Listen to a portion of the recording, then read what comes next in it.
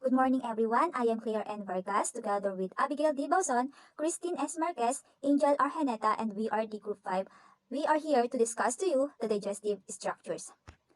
The digestive structures compose of digestive tracts, which are mouth, esophagus, large intestine, pharynx, and small intestine.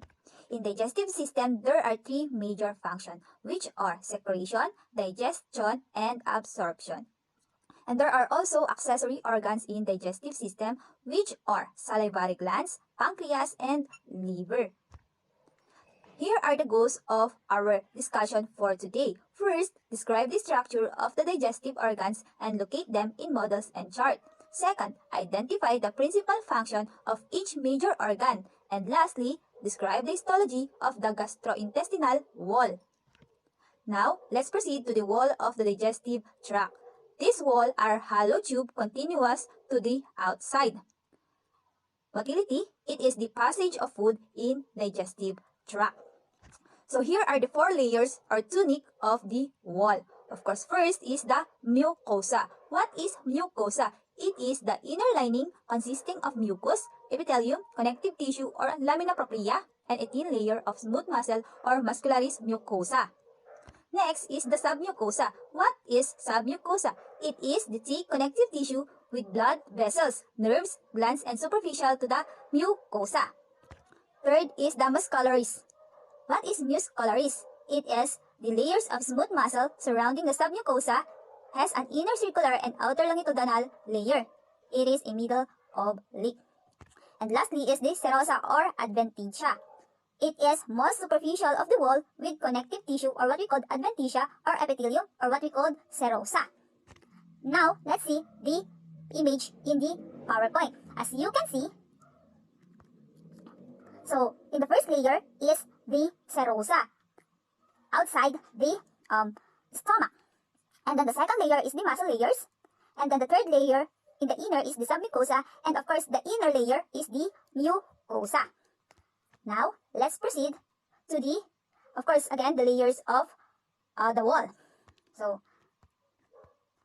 the first layer of the wall is the serosa. It is the outside layer of the stomach. Next is the muscle layers, then submucosa, and then the mucosa, the inner layer. Now, let's proceed to mucosa that is made up of gastric pits that is found deep within the simple columnar epithelium, which is the simple columnar epithelium is composed of epithelial tissue that is column-shaped or that are column-shaped. Next is the surface mucous cells. Surface mucous cells is recognized as goblet cells, which is the goblet cells is composed of mucus. Next is the gastric glands. Gastric glands is at the base of the pits, lumen, and next is the mucous neck cells. It is also goblet cells. Next is the chief cells. Chief cells has a gastric juices that can absorb nutrients and break down food. Next is the parietal cells. Parietal cells composed of mucin and HCl acid that can protect the layer of our stomach from the acidity.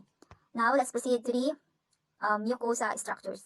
So, as you can see, these are the mucous cells, the parietal cell, the gastric cell, the ECL cell, and of course, the chief cell. So, this is the mucosa. Under the upper digestive tract is first the mouth or oral cavity. It is the beginning or the first part of the digestive tract bounded with the cheeks and the lips that contains the teeth and the tongue. The buccinator is a muscles which flatten the cheeks against the teeth. The tongue, it contains the taste buds that facilitating the movement of food during mastication and assisting swallowing. It is also the major sensory organ for taste and as well as for the speech. The frenulum is a fold of tissue that anchors the tongue to the floor of the mouth. The hard palate is a roof of the mouth anterior bony portion. It separates the mouth from the nasal cavity. Next is the soft palate. It is posterior soft portion. It forms an arch between the mouth and the nasopharynx. The uvula is a cone-like end that hangs downward from the soft palate.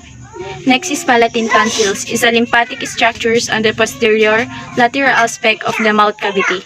It is associated with preventing infections on digestive and respiratory tract. In adults, they have 32 permanent teeth, which are namely as the central and lateral incisors, which is the chisel-like incisors with sharp edges for cutting food. Next is the canine or cuspid. It is located both sides of the incisors for tearing. Next is the first and second premolars teeth with 2 points or cusps. It is for tearing and cutting food. And lastly, the first, second, and third molars teeth with 3 flattened cups. It is for grinding, mashing, and crushing food. The third molars is also known as the wisdom tooth because they only appears in the late teens or early 20s. Next is the teeth of a child consisting 20 teeth in total, both upper and lower, which are the central and lateral incisors, cuspid or the canine, first molar and second molar. They have no premolars. This teeth of a child is also known as the decidus or primary teeth, and also the familiar to us, which is the milk teeth or baby teeth. Crown. Crown is the superior or visible portion of the teeth. Next is the neck, is the narrow portion between the crown and the root. The root is the largest portion of the tooth, and it anchors it in the mandible and maxilla. Next is the pulp cavity, is the central space of the tooth filled with pulp. Pulp cavity, it creates dentin and provides nutrition to your tooth. Next is the dentin, is a hard calcified tissue that forms most of the shell. The dentin it reinforces the tooth's enamel and provides support to the structures of the tooth. The pulp is filled the pulp cavity with blood vessels, nerves, and connective tissue. Next is the enamel, is the thin outer covering of the tooth. Gingiva is also known as the gum. It is the pink-colored keratinized mucosa that supports and protects the teeth. Next is periodontal membrane. It is the fleshy tissue that between the tooth and the tooth's sockets that helps the tooth in place. Next is the periodontal ligament. It projects from the membrane to the root of the tooth, keeping it in a place. There are different types of salivary gland that secretes saliva. First is the parotid gland. It is the largest pairs of gland located or just underneath the skin anterior to the ear. It secretes serous water solution or flow to the parotid duct leading to the wall across the second upper molar. Next is the mandibular gland. It is located medial of the mandible. It produces mostly serous fluid than mucous secretion. The duct empties on the floor of the mouth lateral to the frenulum. And lastly, the third is the sublingual gland. It is the smallest air and it produces or secretes saliva. The pressure and taste of the food stimulates the secretion of saliva, and also the thought or the smell or the sight of food secretes or stimulates the secretion of saliva. There are three divisions of pharynx or throat. First is the nasopharynx. Nasopharynx is the upper part of the throat behind the nose. Next is the oropharynx. It is located back of the mouth and behind the oral cavity. And lastly, the laryngopharynx, also known as the hypopharynx. It is the most caudal portion of the pharynx. After the food has been broken down by the teeth and moistened by the saliva, the tongue manipulates the food or bolus to the back of the oral cavity. And at this point, the soft palate lifts, closing the nasopharynx, while the larynx rises, forcing the epiglottis over the entrance to the trachea, and foods moves through the oropharynx and laryngopharynx on its way to esophagus. Good morning, Doc, and good morning, classmates. Next naman natin is si esophagus. Esophagus is the long muscular tube connecting the pharynx to the stomach. Esophageal sphincter, it is the upper and lower. The next part of our digestive system is the stomach. It is the enlargement of the digestive tract just inferior to the diaphragm at the end of the esophagus. Our stomach has different parts, which are cardiac opening from the esophagus into the stomach at the cardiac region. The next is some fundus superior to the cardiac opening. The body, it is the main portion having a greater and lesser curvature. The pyloric region, portion near the pyloric opening, and the pyloric opening opens into the small intestine. We also have the pyloric sphincter. It surrounds the opening, and the last is the rugae. It is the large folds of mucosa. And now let's go on to our lower digestive tract, which is the small intestine. It is a long narrow tube, folds to fill a large portion of the abdominal cavity. Our small intestine has different parts also. It is the duodenum. It is short. It is about 25 centimeter, C-shaped beginning of the SI or the small intestine.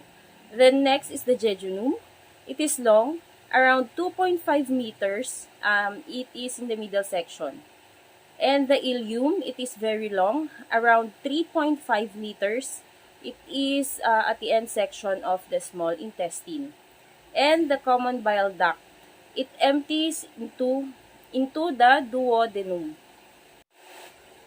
We also have the ileocecal valve. It is a junction of ileum and large intestine. And the last one is the ileocecal sphincter and valve. It ensures one-way flow. We also have the liver. It is a large gland in the superior right abdominal cavity, produces bile that is secreted into the duodenum. Liver has also different parts, which are hepatic duct, two ducts conducting bile from the liver and fused from the CBD or the common bile duct. Common hepatic duct. It joins the cystic duct from the gallbladder. Then next is the cystic duct. It is a two-way duct from the gallbladder. Then next naman natin is the gallbladder, which inferior to the liver. Then last is the common bile duct. It has the hepatic duct, cystic duct, and the gallbladder. The next is the pancreas. Pancreas, it is a gland cradled by the duodenum and secretes digestive fluid.